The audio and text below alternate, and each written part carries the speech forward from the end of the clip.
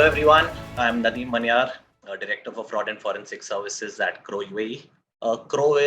We are one of the top 10 global accounting network with a history of over 100 years starting from US and with a presence of over 40 years in the UAE right now. We started in 1981 in the UAE.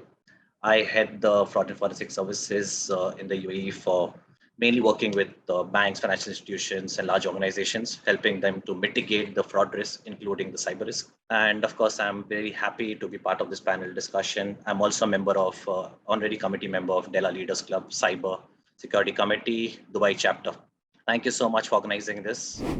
Hi, everyone. This is Satyavathi Divadari. I am the Cyber Risk Cloud CTO, as well as Head of Enterprise Security Architecture in Cyber Risk, which is the part of Micro Focus, which is actually a software company. And the Cyber Risk is the cyber security division of the Micro Focus. Apart from that, I also lead Cloud Security Alliance Bangalore chapter, and also am an honorary member of Global Security and Cyber Security Committee, Bangalore chapter. Hi, everyone. My name is Sels. Thank you to the DLC team for having me here. I'm the Vice President of Solutions at BlackBerry, the Cyber Security Division. We acquired Cylance a couple of years ago, and Cylance was and still is the leader in endpoint security, leveraging machine learning and artificial intelligence. With our team, we act as trusted advisors to our clients, C-level clients, across large enterprises, but also medium and small businesses, to help them plan for, prepare, detect, protect from, and respond to cybersecurity incidents and breaches. So we have an ecosystem of products and services that help organizations. I'm also an honorary member of the Global Security and Cybersecurity Committee Dubai chapter, and looking forward to the discussion. Okay, so I would like to welcome all the viewers to this panel discussion on emerging best practices to make business cyber resilient. I'm extremely happy to share this podium with the two distinguished cybersecurity professionals, Roger and Satya, of course, who introduced themselves. As you all know, the importance of cybersecurity is enhancing every day.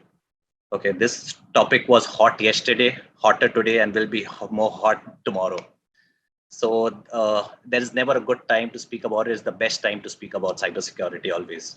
So starting with our discussion, I would say, unfortunately, cyber crimes have become part of our everyday life. I'm sure Satya and Roger will agree to that fact. It's every day. It's all the time. So you have to be alert always. And all of us, including myself, Roger, Satya, would have been a victim or a target. Okay, so we do receive a lot of emails, SMS, calls, so that we fall for the trap. But because we are careful, we have been in this industry for some time now, so we are more careful. Same thing, we would like to propagate this to others as well. It's a fact that the day we connected to internet, we became part of the target list. And same is for across all the entities.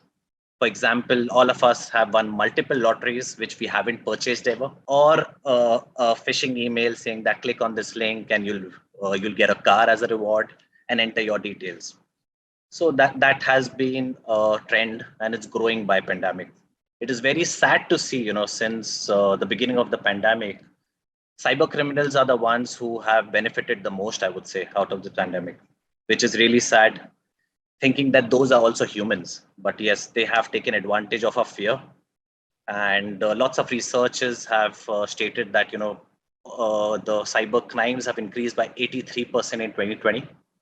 And almost 90% of the people are expecting that it will increase further in the next years to come.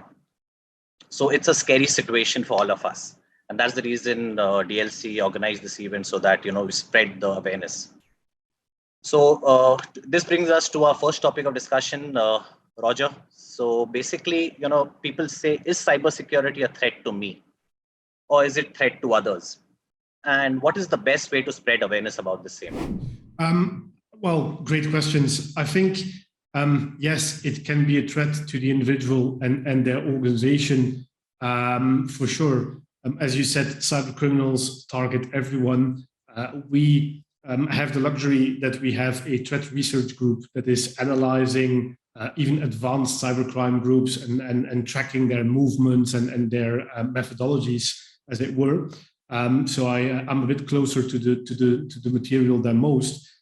What we see is that there's been an advanced professionalization and really an entry of cybercrime groups into cyber, where it's become a diversification element for them. I read a statistic the other day that cyber criminals now derive up to 93, 95% margin on ransomware attacks.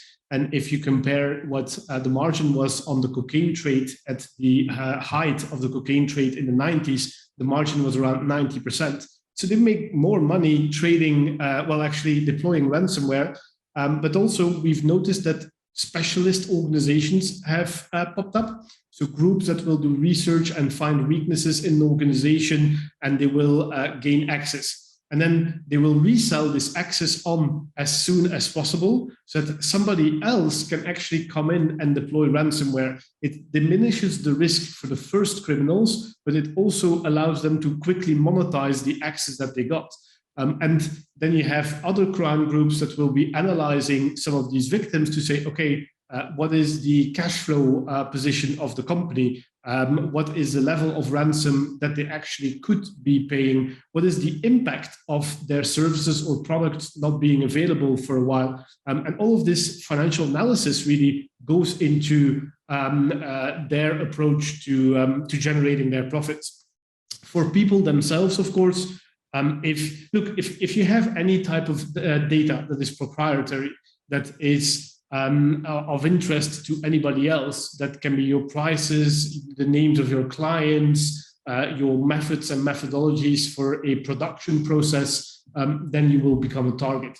In terms of raising awareness, your second part, I think, honestly, I think so much is in the news today that the basic awareness should be there, that yes, you need to take some precautions to not become a victim. But at the same point in time, I think that from a business point of view, many people still need to adopt a philosophy where cyber can actually be a business enabler. If you do not have the right security practices in place, you do get compromised, you do have reputational impact. It will affect your ability to go to market, clients' trust will erode. So on the flip side, if you do not have these things happening, it can be a business enabler, and therefore it is an area that absolutely needs to be invested in. I completely resonate with you. So of course, if you have the data, you are the target. And data is the new age oil, as we all say. So, and there is no business in the universe who does not deal in data. They may have their customers' data, suppliers' data, credit card information. And there is a big marketplace out there, the dark web, where these guys are making a lot of money, as you said. They are dealing in millions and billions. And we have seen recently that some big marketers in the dark web, they actually closed their shop saying that we have made enough money and we don't need to do anything so that we don't get caught. So this and is also just quickly jumping in there.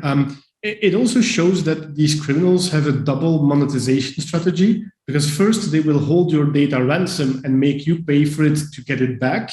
And they also have had to evolve their business model so that you have trust that if you pay them, you can actually get your key and get your data back. Not all cases show that this is a fact, but the most professional ones that try and make the most victims definitely sell a working service. But then the second part is, even if you pay the ransom, well, that data will be monetized separately again as a second revenue stream for these criminals. True, because you are trusting the cyber criminals, so you don't have any other option to trust them. But yeah, that's the way. And of course, as you said, the expectations from clients and suppliers, and of course the regulators, is increasing day by day. You need to have a cyber security management in place so that your business is resilient and they have trust in you. I completely resonate with what Roger said and Nadeem, you have mentioned. So cybersecurity is not for the rich alone, but the poor as well. They're not leaving anybody practically. So the idea here is there a way that they can exploit? They find options, right? So you might find, Twitter's CEO's account got hacked and they start posting using the account. That's the news, right? We know that, which means they are not leaving anybody actually, all the way up to whether it is the political scenario or whether it is a business scenario or it's just a business scenario. Any of the scenarios, they try to take advantage of it. And I think they are finding many ways in which how they can exploit. Ransomware is one of the area. Second area could be a simple account takeover. I think this is another aspect. The leaders who are on the Della Leaders Club should be aware. So you are actually a great influencer of your company, and you hold a lot of valuable assets on your desktop. Now the money is not stored; it's actually stored in your own mobile. Just click of a button, you can transfer money or from your desktop, right? So in such scenario, how secure is your mobile? How secure is your desktop? Or how secure is your account itself, right? How are you managing it? All these things comes in, right? The ransomware is another aspect. This is another aspect where it's the basic principles of not sharing the password or having two-factor authentication and having a stronger PIN for your mobile or having a stronger authentication for your laptop or closing it when you're traveling. So all these are basic principles. However, the reason why I am referring here the leaders is they do not need to target 100 or 1,000 people. Instead, they just target one person, the CEO or CFO of the organization. They have everything, right? They have the entire account books to handle, right? They can manage that. Or they just have the access to HR head, then they have the entire HR history and they can play with and sell anywhere, either it is a darknet or anywhere. So that's the possibility. Another reason why the leadership also should be focusing on cybersecurity is cybersecurity awareness is not just a 30-minute session you attend and forget, right? It is something you need to follow everywhere. That's one thing, not just the employees, but also the leaders must do. In my erstwhile days, it's very complicated for us to actually complete the quorum of awareness, right? To conduct it in general. So coming to a general area of what are the different aspects. One is the account takeover we just discussed. Second is the system attacks, whether when you are moving the data onto the cloud, what are the mechanisms you are following to secure it? That's another aspect. And third is the employee aspect, where the employees whom you are recruiting, they are tested. I mean, their what we can say background verification done or not. What's happening now is majorly, or at least a part of the people are remotely working. How are we monitoring that their systems are not accessed by somebody? So there are many aspects around it. So we need to look in the point of resiliency as an overall message. So as you said, employee background checks, that's important because in our field, we say the biggest threat is within. So it is within your organization that's there. And the second point, as you said, awareness is not just a half an hour session. So what we have seen most of the organizations, in your experience also, Satya and Roger, that organizations conduct one-off training in a year just for a tick box kind of a thing. And they say, oh, we have done a cyber security training session, but never. Training cannot be one-off. If you'll ask an employee what they ate for lunch yesterday, they'll not remember. And you expect people to remember the entire year in one training session that they are not supposed to click on that link. So that doesn't work. So exactly some very important points out there, Satya. Thank you for that. So many people say, why do we need to worry about information security? And why do organizations still don't care? As we say, there is so much of news about it, so much of chaos and ransom. Still some organizations feel that I don't have anything that cyber criminals would be lewd to attack me. Why should I care about it? So that's the kind of attitude which you have seen. Even the hospitals have been hacked. So ransomware in 2017, we observed that national healthcare in UK was completely stuck with the ransomware, and the hospitals cannot entertain any more patients. Imagine that people are in emergency and they have to be called back because there is no way they can identify whether it is they're treating Roger or Satya or Nadeem, right? So they don't have that validation process because the systems are all under ransomware attack, right? So none of the organization is actually prone or secure from these kind of attacks. So it's important to understand that anybody could be attacked and they have to follow the basic principles to secure it. True. I completely agree. So whether it's small, big, or medium, they are prone to these attacks. So there is a research that indicates, 60% of the small and medium firms go out of business after an attack. So this is a red flag or an alert for these organizations to think about cybersecurity again if they haven't been thinking. And secondly, I would say that if you're not attacked today, you are lucky, but you have not escaped that attack. You may be attacked tomorrow. So that sword is always on your head. I think there are a couple of factors that play into this.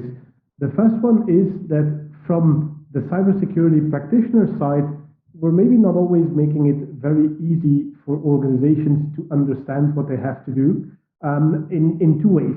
The first one is that we never seem to be retiring controls. So we always, every year, seem to be coming up with this is the new hot thing that is going to save you, but you still need all of the rest. And as you build on that evolving control landscape, it becomes more and more expensive to run. You need more specialists, so it becomes more complex. And businesses and organizations are not exactly waiting for a never-ending problem to just grow and consume more resources. So that's a little bit on us as an industry where we need to say, okay, we need to find a way to consolidate these controls, retire the ones that are no longer necessary, and really make that more clear to organizations. The second one, I think, is that it's still difficult for organizations and people to really understand risk, because risk is likelihood times impact. Likelihood of certain attacks is happening is often underestimated. But actually, all of these terms that are covered by cyber basics or cyber hygiene basics are quite laborious and take a lot of time to set up well. So I think depending on the size of the organization, we just need to say that, well, below what you could call a cyber poverty line, organizations that do not have a lot of budget to invest in this topic, don't try and do it yourself. Select 1 or 2, 3 specialized partners that can help you, that will run it on your behalf, that will accelerate your path and will do it cheaper. And then, lastly, I think also another element that played a role is that for many years, it has been very acceptable to just say, you know what, we will transfer the risk, we will take insurance, and whatever happens, insurance will pay out. Now, guess what?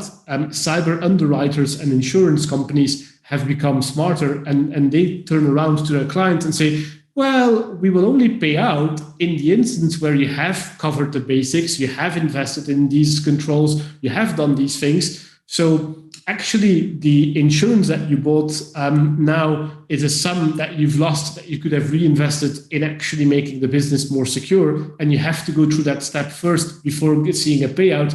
So I think with the change in mindset in the insurance company, the risk calculation for a lot of businesses is going to change, and therefore they're going to start treating the problem instead of just saying, okay, I can transfer it to an insurance company. Roger, thanks for bringing that insurance thing up. So yes, so we come across many organizations saying that, oh, we have a cyber insurance. So insurance companies are smart. So when they want to sell it, they sell it. But when there is a claim, they get an audit company to actually check what went wrong. And then they say, oh, sorry, it was a human error. Your person clicked it. We cannot obey this claim.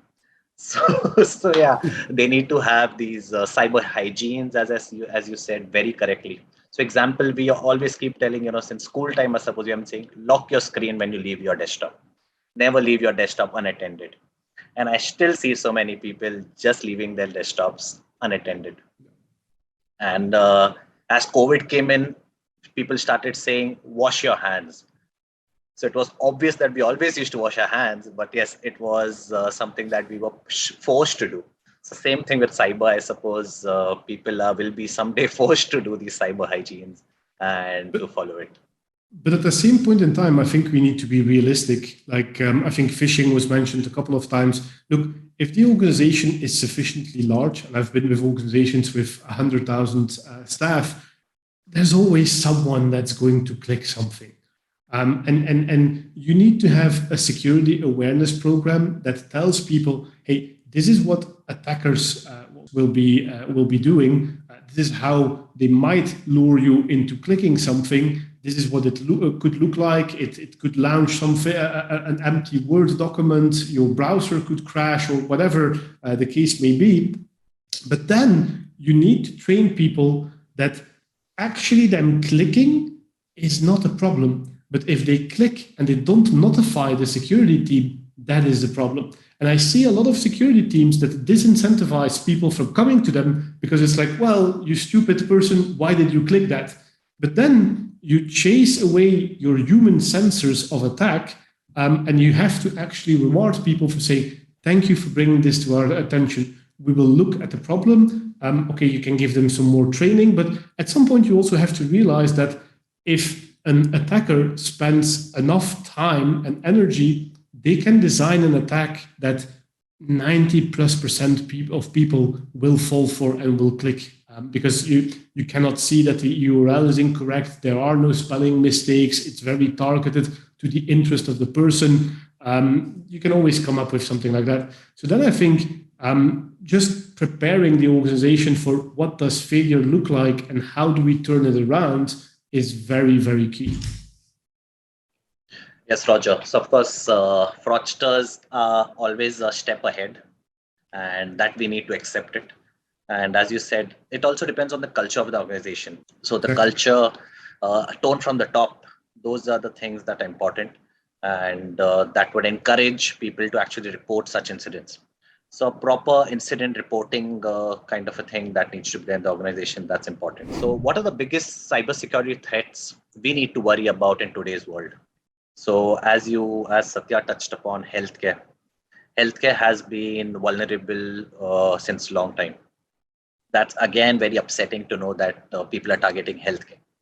Even during COVID, healthcare industry was one of the highest attacked industry because healthcare industry was so much into managing COVID situation and they didn't bother about the cybersecurity. What do you think are the biggest cybersecurity threats we need to worry today and maybe tomorrow? So think about the small and medium as well as the large scale across.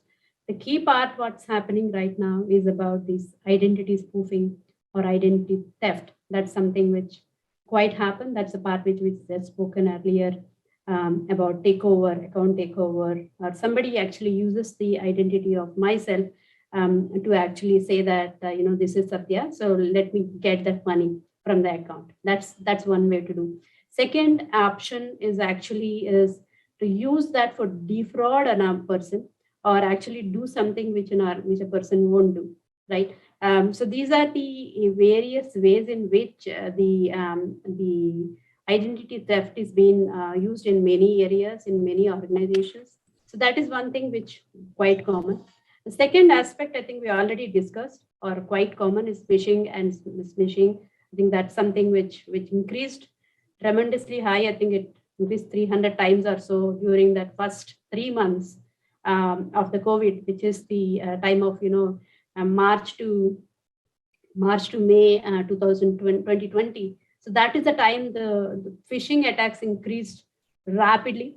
It's not that it reduced any time now, but that's something which is continue to happen. That's the second aspect. And third aspect which comes into my mind right now is actually about the aspect of data, right? Data stealing. And you already spoke about earlier, the data has been sold in dark web and then deep web, etc. The data security is the major element right now. The reason is there are petabytes of data being collected, because now in the organization also, whether it is a medical healthcare or whether it is the e-commerce, whether it is the social engineering, the data is something which is growing humongously. So when that much of data is growing, so how are you able to identify the sensitive information versus non-sensitive information? Are you providing the right security to the right elements? So that is something which is important. Now you have petabytes of data, you can't encrypt everything, right? You have to encrypt only the sensitive area. Then you need to know what is sensitive first of all, right? And then if you don't do it, then there are fines which will be imposed by European regulations, and even India has an act for privacy, and even other countries do have the privacy bills and regulations which are coming towards handling data securely as per the rights of the individuals, as per the regulations of the country. That is something which is getting more and more complicated in the upcoming days. Yeah, those are the three. I know there are many trends, but we have enough. We have this much time left. Yeah. Yes, regulatory environment is changing. And as you said, of course, data protection like GDPR, if you talk about in the EU, is very strict. Now, UAE has come up with the data protection laws. We already have one in DIFC, and now it's going to go live on the mainland. So it's very important because some companies would actually wipe off paying the fines if they don't take care of the data properly. Let me give you a few others in terms of threats that I see that are changing in the landscape. I think the advances that we have with deepfakes and GANs, so generative adversarial networks, are making it even more difficult for employees, for people to discern what is real and what is not real. So we're going to see video and audio clips of your CEO that are completely fake, telling you to click this, wire the money there. These attacks have probably not happened yet, but I think this is where we're headed, and it's going to be quite interesting to train people on this and come up with processes to deal with that. So that's one of them. I think in terms of threats, so I'm actually quite optimistic that we live in a time where, yes, the threats are high, but the means to actually deal with them in a meaningful way are at an all-time high as well, and keep evolving and going in the right direction. I think it's important that we share with the business leaders that it's not all doom and gloom, right? I mean, we all have solutions to these problems and a good understanding of them.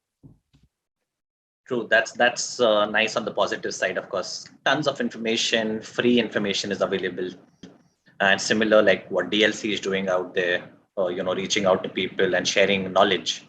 That's the key right now. And I'm very happy you got the point of deepfake. So I had read a case study. I don't remember the country name. There was a country in Central Africa, a very small country.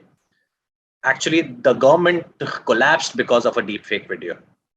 So there was a deepfake video of their leader saying something, and it went down really bad with the people, and actually the government collapsed. So this is the kind of things that are happening. To add on to the threats, I would say some points, of course, evolving, like the cloud security. So companies are running towards cloud, especially with the COVID. So it's been exploded. So yes, a lot of things to work on cloud security. Remote working. So we haven't seen ever in the past 100 years such kind of remote working that's happening right now. So why I say remote working is a bit risky, because of course you're not in the perimeter of your organization. So, cyber criminals may take advantage of such kind of things. And your VPNs, we are connecting to more VPNs than ever, remote desktop protocols. So you're vulnerable to this endpoint security. Your patches may not be updated as you would be in a perimeter of your organization. And one of the emerging trend, what I see right now, you always see a QR code everywhere. So I just read a latest study, and it was FBI had flagged this off, saying that the QR codes, vulnerabilities that cyber criminals are doing with the QR code. So now wherever we go, even to a restaurant, we scan the QR code without even thinking what's in that QR code. So what cyber criminals are doing is actually they are doing something with that QR code. When you scan, it takes you to a page, which is not actually the page you want to visit, and you end up giving out the information which you're not supposed to do. So as I said earlier, fraudsters are evolving. They are getting a step ahead. So we need to be step ahead with the information available. Keep reading about the subject, keep studying about the subject, and speak to experts. So to getting on the threats, I would say, what measures can a company take to defend itself from cyber attacks? So I think you touched on zero trust networking briefly as well. I think organizations now have a unique opportunity to consolidate a number of their controls that they have had, because if you look at large enterprises, studies have shown that they have up to 76 different security technologies. Then think of how difficult it is to integrate these, to operate them, to maintain them. Every couple of controls needs a specific team. So there are great opportunities there to go to platforms and actually leverage some emerging best security practices. I think a combination of novel services like managed detection and response, leveraging artificial intelligence and machine learning capabilities can help the organizations actually combat the rising threats, because automation is also happening on the adversarial side, and it's only with automation that we're going to be able to combat it and avoid having security budget and security teams that need to keep expanding beyond a measure that is reasonable. So off the top of my head, these are just a couple of them, but I think zero trust network architecture is the one that we're all headed for one way or the other in the next coming years. Because while the concept was launched many years ago and even discussed as far back as in the 70s, I think now it's come to fruition where it's no longer just a piecemeal solution, but it is a novel approach to how we conduct our business, and that can reduce the friction that cybersecurity controls can introduce, so that the business is still agile, can still do what it needs to do. And then there are also a number of very interesting data protection solutions on the horizon that leverage DRM, so digital rights management. So with the advent of new solutions like DRM, data security, you get a DLP-like solution that protects the information both internally and externally. Even after you've shared data, you can still revoke the access to the data. The people that have it can no longer open it, screenshot it, print it, all of these things. So I think organizations can actually implement a lot of measures, but and then what we said before, the patching, identity management, all of these are still going to be very relevant. But depending on the size of the organization, it's, as we said, find the relevant partners to help you on this journey, but don't go and reinvent the wheel yourself. Yeah, totally. So as it says, one size doesn't fit all. So what important here is, as you said, you need to, maybe risk assess your organization and see what kind of controls do you want. So some organization, okay, if you go to sell something like, okay, we need anti-malware, okay, we need DLP, we need IP, we need everything. No, you don't need everything. You need to assess the risk, what you're facing, the size of the organization, the operation of the organization, and then customize the solutions to fit your needs. So that's important. And that's, yeah, Rojo. Just you reminded me of another one, and it's actually great. And it's not just purely a technology issue. It's a process and people issue. We discussed the people, not so much the process. But even from a process point of view, you can eliminate a lot of risk and a lot of fraud. Assume that, for instance, you have a process that says, okay, for this action, I need CEO approval. Well, if you move CEO approval away from email and you do it, we only do it in our internal messenger system or whatever other process that you have. For all I care, it can be we only do it in this WhatsApp group, but you move it away from email. If somebody is impersonating your CEO over email and asking for an approval, it immediately stands out to everyone that this is not the real CEO because we've moved this process to another channel.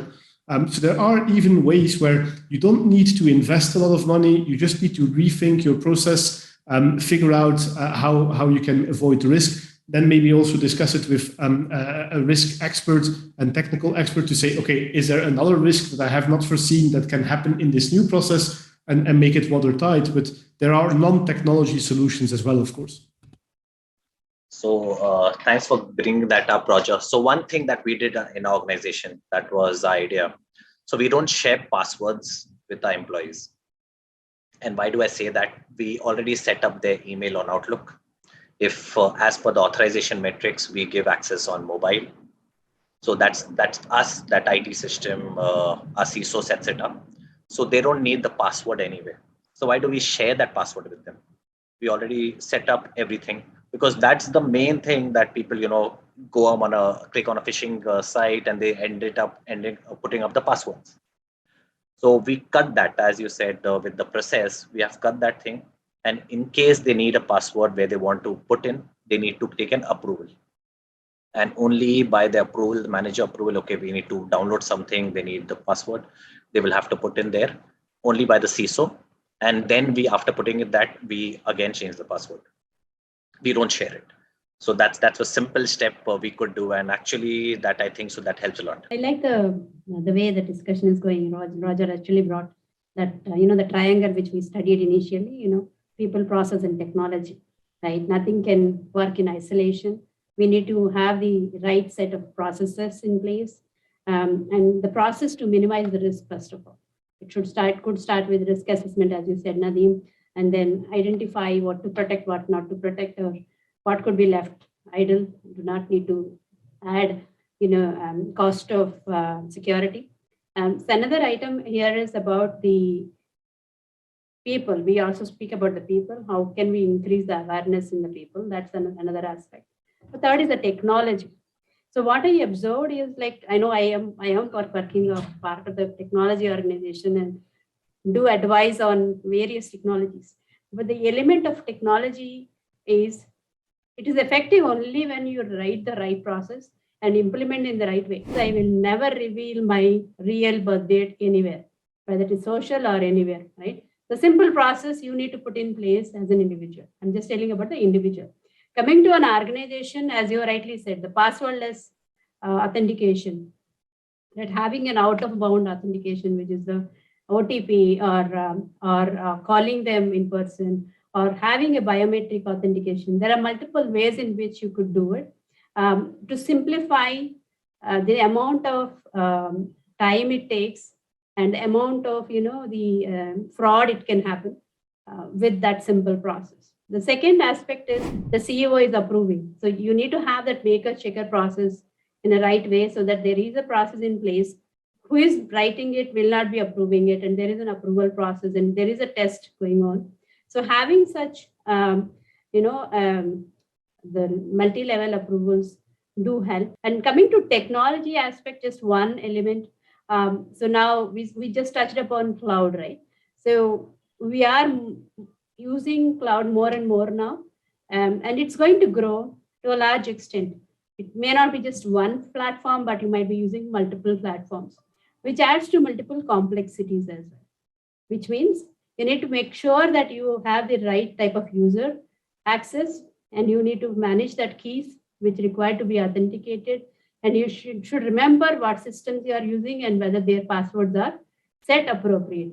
So while going through this many passwords and this many accesses, when first time somebody is moving from on-prem to cloud, they'll either put everything in one place or write down all the passwords at one place, right? This is something which is observed as a method, right? Second, two-factor authentication. Simply remove the two-factor authentication. That is something the administrators will do, should not be doing, by the way. Just I'm saying, if they did it, then what is happening is your systems, what generally are secure on the cloud, are now available for anybody and everybody in the world. Even a script kiddie can simply exploit that system and use it for whatever the purpose and need they could do, right? Second, I think a lot of data is stored in these storage blobs, right? Whether it is S3 bucket or the storages on Azure, etc. Having a proper, passwords, and then even having that, no public access, etc. Simple principles, but following them in principle is what saves you. I think most of the startup companies and small organizations nowadays are using cloud, not necessarily them, but enterprises are also using cloud, not just one platform, multiple platforms. Because when we are using it, just consider that that is your wallet, that is your what you can say treasury, and then make sure that you have all the security controls in place. Otherwise, your money is going to what do you call the dark net or deep net, and it will be sold there. So think about the date of birth. Same here. So I don't keep my date of birth anywhere on Facebook or LinkedIn. So I don't want happy birthday wishes for people who see my date of birth and wish me. Because one reason for that is when you call up your bank, your date of birth is supposedly your security questioner many times. So that's strange, but yes, it's kind of available to many across. So that's the issue. Your discussion, Satya, gets me on to the other point of how would you secure and improve cloud security? So as we just spoke about, right? One is the access itself, right? You use the two-factor authentication to access to cloud. Second is secure the virtual machines. So you might believe that I moved to cloud, patching is not important. No, you need to actually use the latest VM and latest OS so that you are not vulnerable anymore, right? That's still there. And access control policies, there are a lot of access control policies you need to follow so that your virtual cloud is not in somebody else's ground. Otherwise, everybody can access your systems as well as your network unless you put the access controls on the network. Right, that's the third aspect, and then fourth aspect we just spoke earlier about the blobs or even the storages like S3 buckets.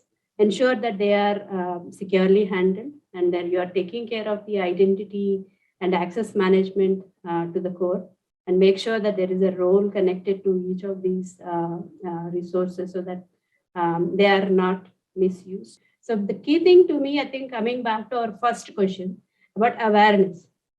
What is cloud? What are the basic rules of cloud? What are the security principles we need to follow? I think those are the things we should all know as a part of the cloud itself. Not just don't think that that is an awareness session. Instead, if you want to use cloud, you should know these basic principles. I totally agree that I feel cloud is the most secure way of accessing network because especially service providers like Amazon, Google, Microsoft, they have the most secure environment that we could put on our premise servers. That's my take. And of course, as you said, how you use is a different thing. They are giving you a setup. How you use, how policy procedures you have, what controls you have. That's the way how you should be. And just to add a few points to this, proper authorization. Of course, there needs to be proper authorization, multi-factor authentication. And one of the most important thing that we have seen when it comes to cloud using organization is related to process. So offboarding of your employees and as well as onboarding of your employees. So that process needs to be very well defined. So when you're offboarding any employee, take away their credentials, change the credentials, take a backup. Those kind of things are important so that you don't lose or any mishap happening with that data. So because there are sometimes disgruntled employees who leave your organization, they may try to harm you in some way. So you need to take care of that as well. Sure. I think you both covered, the majority of the points. And I'd like to take a step back and just ask, which cloud? Because when we discuss clouds, not all the clouds are the same. And you have SaaS, PaaS, IaaS. I know we have an audience that is supposed to be not as technical. And also Nadeem said, what falls on you and your organization? Do you have to turn on identity and access management controls and so on and so forth? So that's the first thing to understand. The second one is, of course, that from a business perspective, if you go for a specific cloud application, it always becomes a topic of discussion of how is it going to integrate with your own security monitoring, with your own processes, what happens to the data. At the end of the contract, can you receive the data in a format that will allow you to put it in any other cloud, and so on and so forth. Cloud is going to make your organization more resilient. Now, with the invasion of digital wallets and digital platforms, cryptocurrencies. So what would be your advice, Roger, to individuals or businesses who to protect these digital wallets and digital platforms on their devices? That's a great question, and I'll just be honest that that isn't, let's say, my area of focus, nor my specialty. The access rights to these digital wallets will be important, yeah, how you set them up, the quality of them. But then I think, Satya, if you actually know more about digital wallets and all of that, I'll pass it over to you. But I think these are some of the main challenges I see. Don't store too much money live in it where it's accessible, and make sure that your passwords and the access to these are secured. I agree with your point of the access and the password. So anytime the new wallet comes with saying that I can manage your wallet, I think, as you rightly said, centralizing all your banks onto a wallet looks very interesting. But I recommend maybe why don't we use government provided wallets, like, in India, it's Beam, right? So why don't we use that as a app rather than others, right? So that's the, what do you call, the compliance versus the ease of use. That's the way it happens. Coming to the security areas to wallet, to me, storing the CVV number is something I think we must avoid. It still gives you, mobile still gives you an option. You want to store your CVV number. There is a chance that some people might be storing it, which is not recommended. And second is sharing the OTP when it comes, right? Just forwarding the OTP itself, they will be able to figure out the mechanism behind it. If they know the number, OTP, as well as at least one more authentication, whether it is Aadhaar number or some unique number, they'll be able to figure out the mechanism behind the financial system. So it's very important to think about these aspects. Never share your birth date. I think we discussed earlier. Yes, it's okay to at least share your first two, which is your month and date, but not the year. Having everything, that means you are giving access to almost all your banks. Second, do not store CVV. Third, be careful with the OTP. And you get calls saying, I am from this bank and we are validating, we are doing the address, we are changing the address, we are giving you this offer, that offer. Bank will never call you for getting updates. In case you need updates, you need to do it yourself. I think those are the things we should watch about. To me, it's important to understand, consider your wallet as your physical wallet with money in it. Same way you treat it. Just do not treat it like a normal mobile. If your mobile is having all the wallet, then you need to have a proper PIN to your mobile, right? And you need to have your own biometric authentication for your wallet. As well as whenever when you are lost it, you do have an option to completely erase your mobile so that somebody else should not break into your mobile and have the access to all your wallet and digital currency. I think those are the things which comes into my mind regarding wallets and digital management of money on the mobile. This topic is so vast that we'll keep discussing for next few hours, I think so. So I represent Crow UAE. We are the 9th largest audit consulting firm globally. And we are in the UAE since 1981 with over 200 employees in the UAE. We assist our clients from incorporation to liquidation and everything in between. So yes, we advise, we audit, liquidate, incorporate. I hope everyone enjoyed the session. In terms of services that we provide, so like I said, we provide advisory services around how to plan and prepare for being breached or not being breached rather. And that goes from assessing the policies that you have in place, the interaction between your internal and external teams. It's a simulation of an attack, but evaluated from a process point of view. We do compromise assessments, which are a type of forensic strategic engagements that we do prior to an organization actually thinking that they are or have been compromised, so that we can give assurance to the board, to the executives that no, the security investments are working as they should, and nobody has taken any control of the environment and is not preparing to deploy ransomware and others. Then we have solutions that help combat, let's say, threats. So we have next generation antivirus, EDR and XDR detection and response tools. We provide services around that, so managed detection and response service, where our specialists will work with your teams to detect and respond to even very sophisticated nation-state level attacks and thwart them. We have a gateway solution that's in the cloud that can be used to shield your users. To put it between your users and your cloud application so that you know that nobody else can access your clouds directly. You have security monitoring around them and so on and so forth. So like I said, a very good ecosystem of both products and services around planning for protecting, detecting, responding to threats and breaches. And we have crisis communication software as well that allows you to, out of band in the cloud, communicate regarding an incident to check if people are safe in times of flood or other disasters. So it's a pretty wide portfolio of services and products.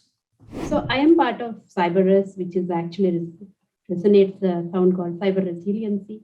So our organization is a part of the cyber micro focus line of business, and it's focused on outcomes that strengthen organization's cyber resiliency. As a large security portfolio company, our customers success depends on hybrid solutions. It includes cloud, multi-cloud, etc., to solve key challenges, which actually cuts across multiple challenges the CISOs face. We do have a product line called Voltage, which helps in discover, protect, and secure sensitive data and high-value data. And ArcSight is one of our the large product, which actually takes care of the overall threat detection, threat intelligence, response, as well as the threat hunting scenario.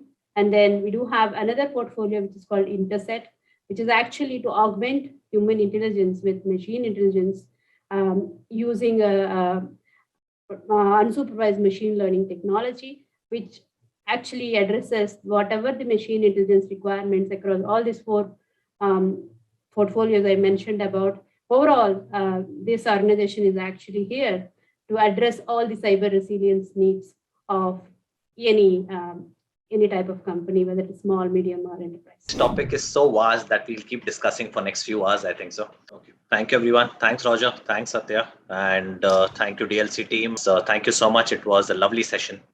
Thank you.